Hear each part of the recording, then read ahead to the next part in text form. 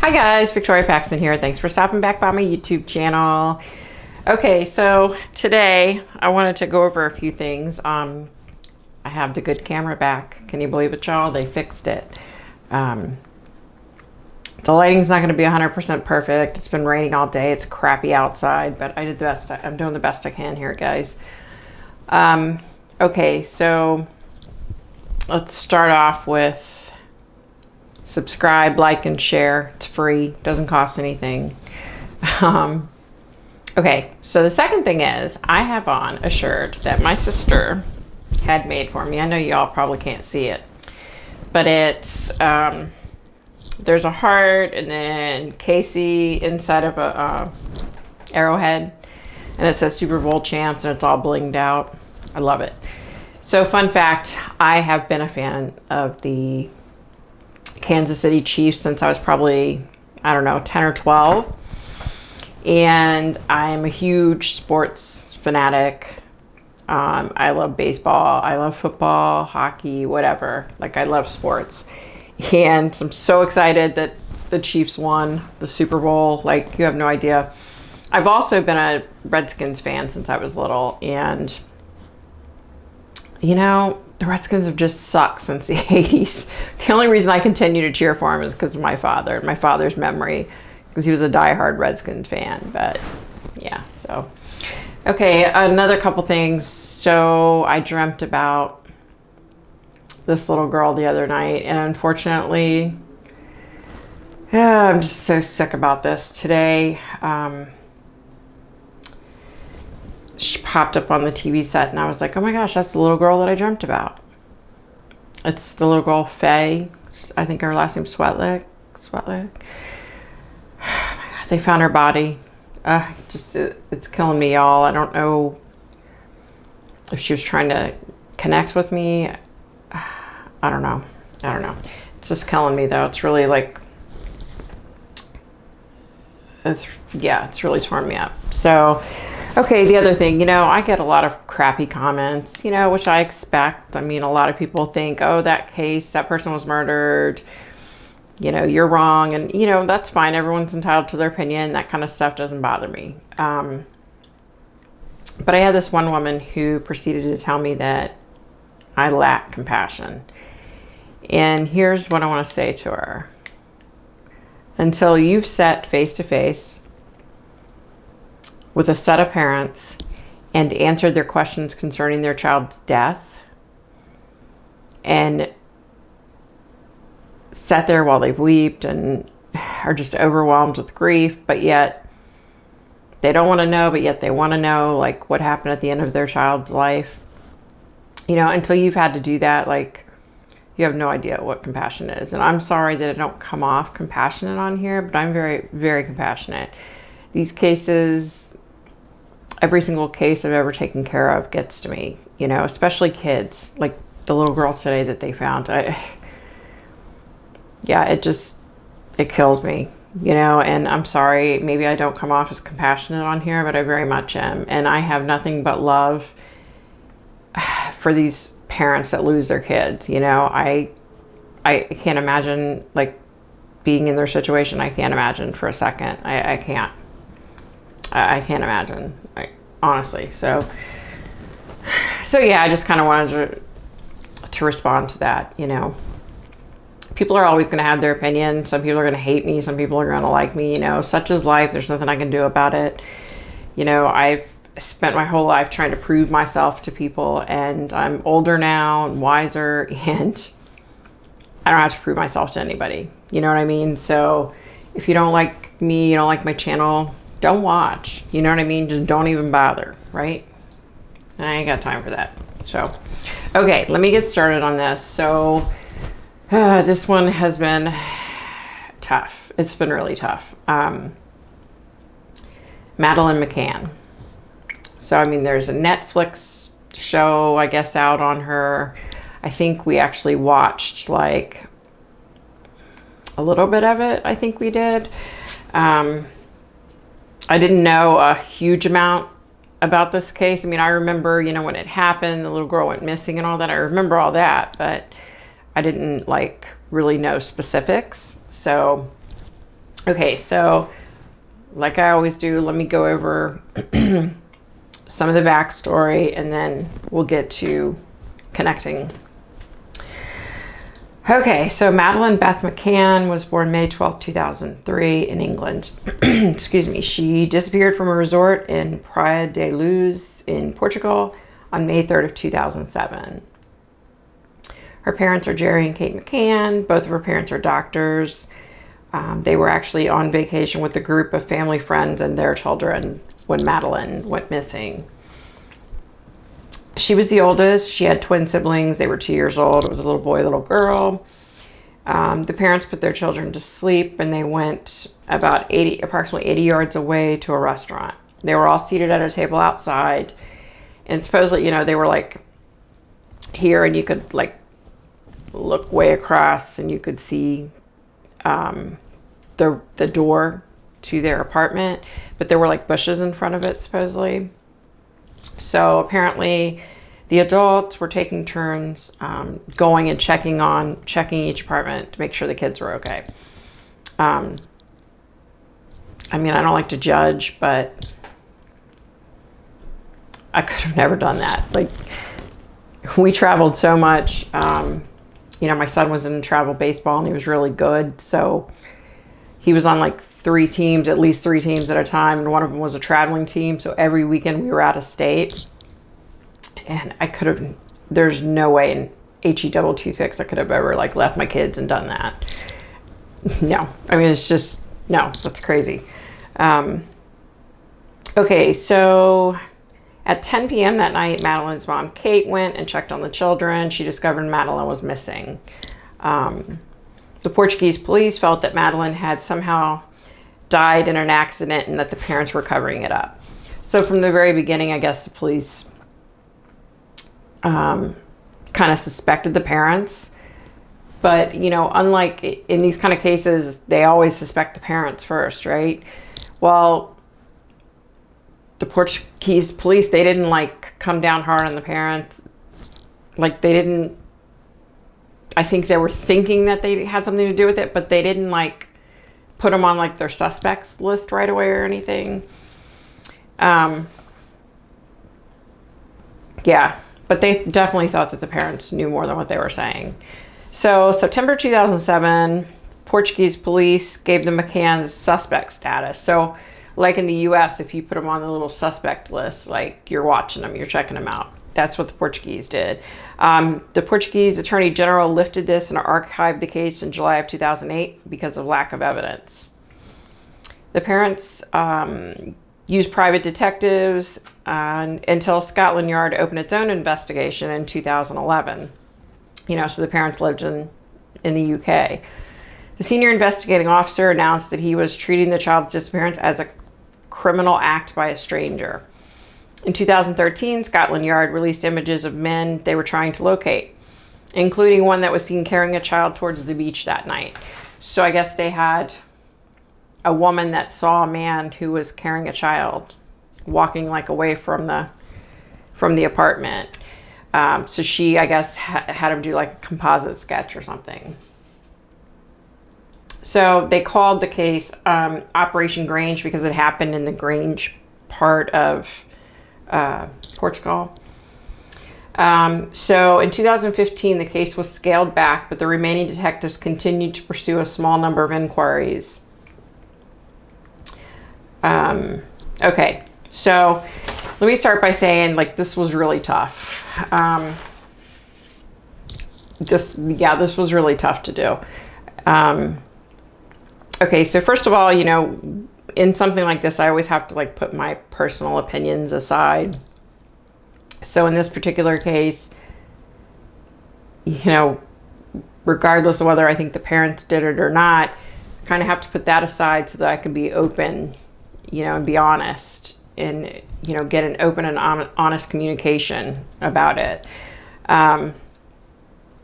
Okay, so I want to say this. So, okay. From the very beginning,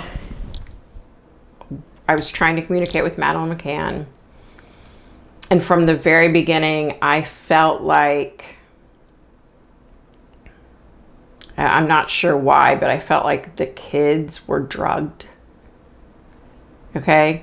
When I say drugged, I don't necessarily mean, oh, they were given some illegal substance. I have heard of people in the past, screwed up parents that have given their kids like over-the-counter cough medicine and stuff to make them go to sleep, which I think is totally ridiculous. Like, why do you become a parent, you know, if you're going to do something stupid like that to your child? Like, it doesn't make any sense. But I have heard of one lady in particular who's pretty close to my family. They used to do this on a regular basis, which is pathetic. But then again, she's a pathetic person and definitely a pathetic mother. So there. I'm amazed that her kids are actually alive to this day. Okay. So initially I was getting that. I was not being able to connect with Madeleine. So I was like, okay, I'm not able to connect with her at all. And I really, for a split second, I really thought, okay, she's alive. You know, this is a good thing. This is a good thing.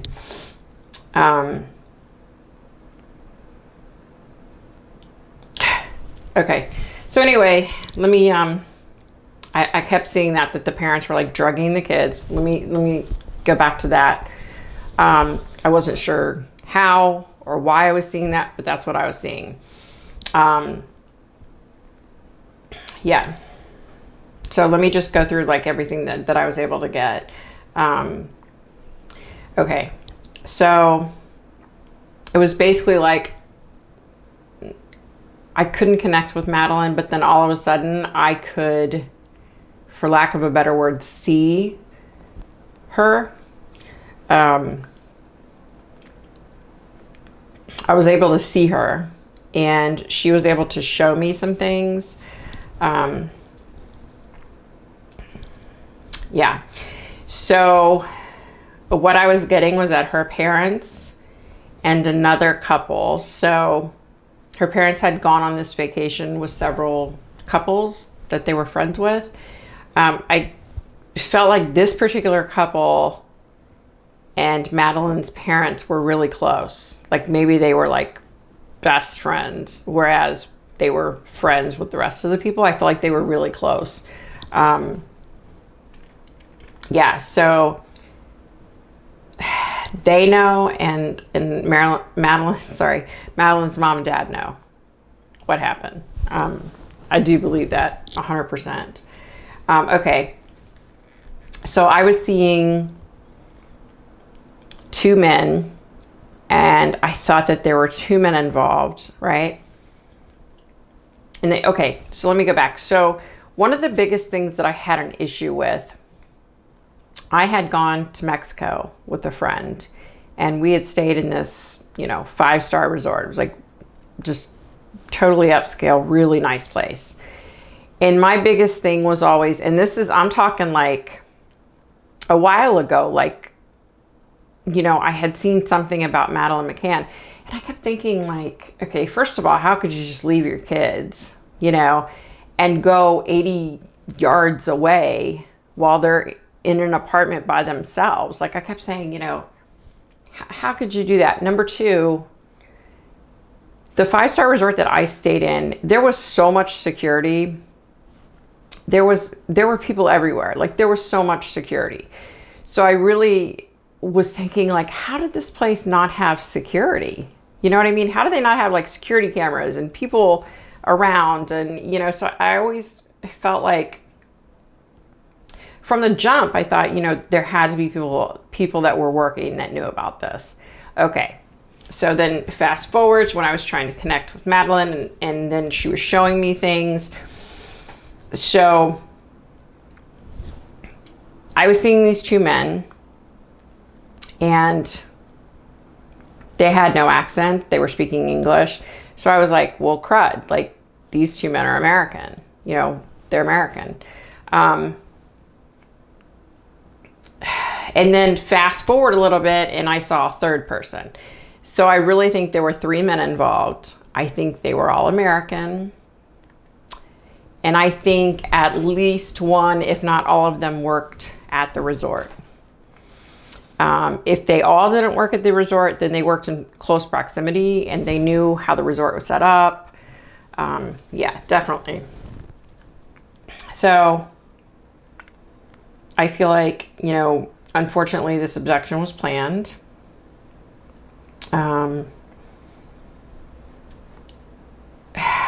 Yeah. Okay. So let me keep going back to what I was seeing. So I saw this woman go to the McCann's apartment, and I saw her open the door, and she left the door open.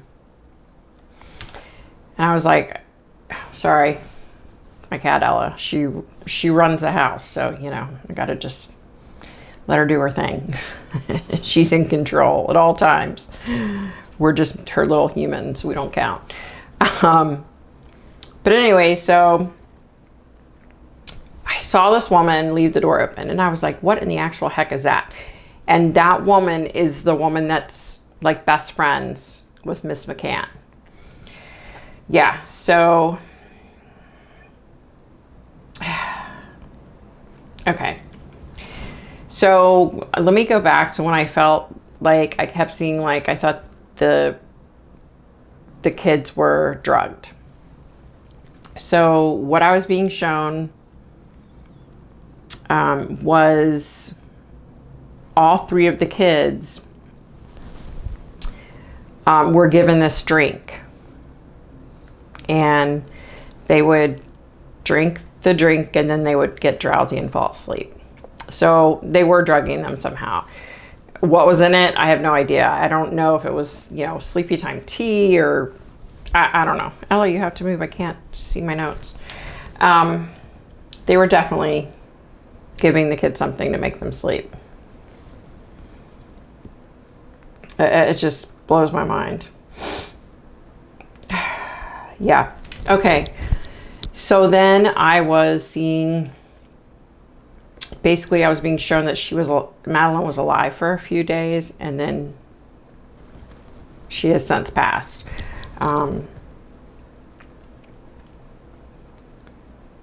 Yeah.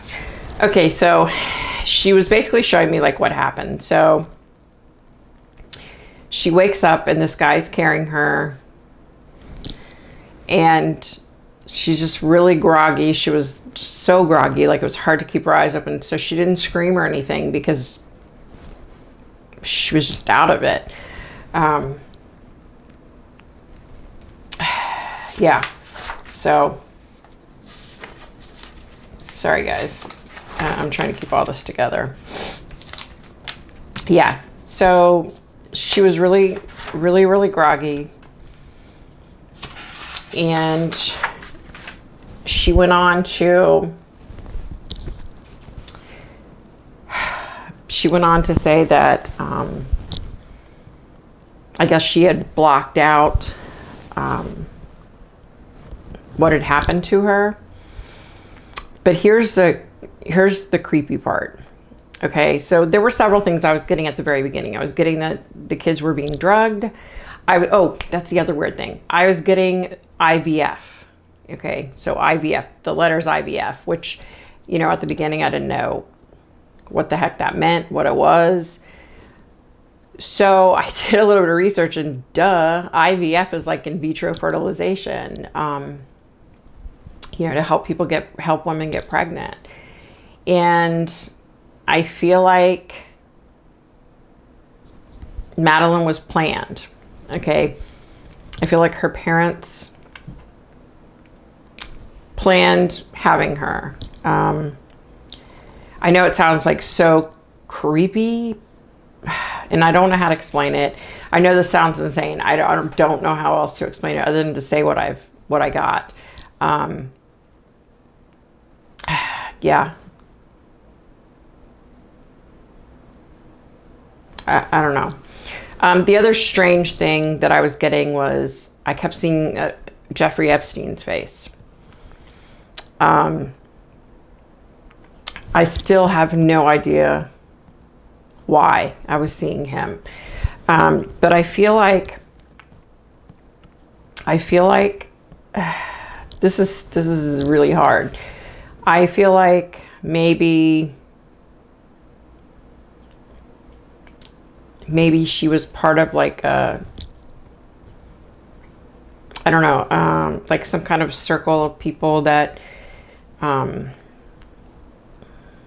abduct kids. And you know, I actually, when I did the research about this case and I was reading, people thought she was in a pedophilia ring and, you know, human trafficking and all that, child pornography. I don't feel that. I feel like it was more of, you know, her parents had a reason for her being here. So I don't know. Like, this has been really hard. So I don't know if there's a market for like children's organs or brains, or I know that sounds so far out there and so bizarre. And it's even bizarre to me, you know, like when I was doing the reading and connecting, and even prior to that, I was just getting all this information. I kept seeing Jeffrey Epstein's face, and I kept seeing IVF, and I kept seeing drugging and literally body parts and just weird stuff. Like, I remember thinking, what the heck is she like an alien or something? You know, like, I mean, it felt so far out there, you know, not that aliens are so far out there, but you know what I mean? Like, I'm not coming to you saying that, oh, Madeleine McCann was an alien, but you know what I mean? Like, it was just so bizarre, so strange, and so far out of reach and out of touch that I was like, this can't be real. And even now, like, I like completely like, you know, am like doubting everything I was even getting or seeing, because it was just so outlandish and so out there. She was giving me like she was meant to be for a specific reason. And how do you, I mean, my son was meant to be for a specific reason because I had had issues in the past. I had lost a child, and you know, I wanted to have a child, you know. So of course he had a specific reason. And then when the other two came into our lives and we adopted them, they had a specific reason. I wasn't able to have any more kids, and you know, we felt like we had all this love we wanted to share. So, you know, my point is, I think every child has a reason for being here, don't get me wrong. But I feel like with Madeleine's parents, I feel like they specifically had her for a specific reason. I don't know. I don't know how to explain it. I know it sounds stupid. I know it sounds outlandish. I don't know. I know it just sounds insane. Yeah. So anyway, getting back to Madeleine, you know, she didn't really want to go over her death, you know, which I can understand why. I can totally understand why. And, you know, she's in a good place. There's no hatred. You know what I mean? Like, she's in a good place where she is. It just makes me sick, like physically sick. Like, I think if I ran into Mr. and Mrs. McCann right now, I'd probably slap him upside the head. And I might try to beat the crap out of him, possibly. Depends on my mood that particular day. But, I mean, seriously, what a bunch of sick people, you know? It's bad enough that people are killing kids. I mean, that little girl that they found her body today, you know, little Faye. I mean, she was just the most precious little girl, you know? Just sick people. Like, yeah, I don't know. But I definitely wanted to do this, and I wanted to go over it, and I know it sounds insane, and I know, it just sounds insane. I know, it sounds bizarre, and it even sounds that way to me. You know, it's mind-blowing. It really is. I mean, that's all I was able to get. I don't know if that makes sense to anybody. If it does, let me know. Also, if you know of anybody else that you'd like me to do a reading with, let me know. I'm going to try Gannon Stotch from Colorado. I guess he's been missing for a little while, a couple weeks or something. I'm going to try to work on that. Just been swamped, y'all. I got a lot going on. But yeah, so I know this was a crazy video. So thanks for stopping back by my channel. If you could give this video a thumbs up and like it. That is liking it, isn't it? Give me a thumbs up and share it. And definitely subscribe and hit the notification bell. And leave a comment. Like, I love talking to people, you know, it's really cool. And I'm also so grateful. Like, I have 300 people that like watch my videos. Like, that's a lot of people. You know, I'm so grateful to Amanda, to Keto Ginger, to this day. I mean, I just love her to death. She's just such a sweetheart. Yeah, I just love her to death. The other thing, if you guys believe in prayer, I definitely believe in prayer and, you know, sending out positive thoughts and energy and stuff to people. A really close friend of mine, Shelly, who ironically enough, I used to do readings for her, and we have since become BFFs. So she's had a lot going on in her life. I'm not going to go into specifics, but her family's just really been hit hard lately. You know, so if you could keep her in your thoughts and prayers, I know she would appreciate that. But yeah, so I'm going to get off of here, and I hope you guys have a great day. Take care. Oh, you know what else? Be nice to people. There's no reason to be mean to people. You know, don't go out of your way to be mean to people, because you know better. You know, just be nice. Be nice to people. That's all you have to do. You know, it goes a long way. I mean, I can tell you a little story.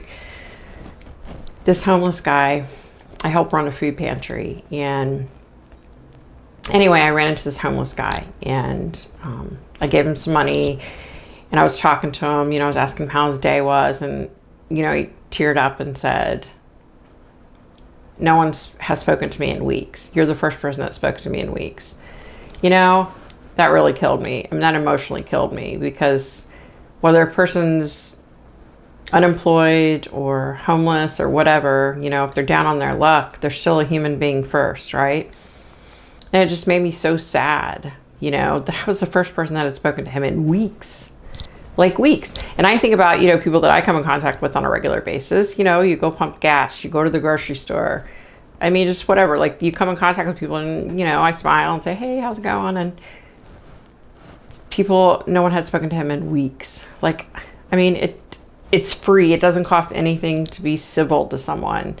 You know, it doesn't cost anything. And if you have an extra blanket or an extra hat or gloves, if you live in a cold climate, excuse me, and you see a homeless person, go over and say hi to them and hand them the gloves or the blanket.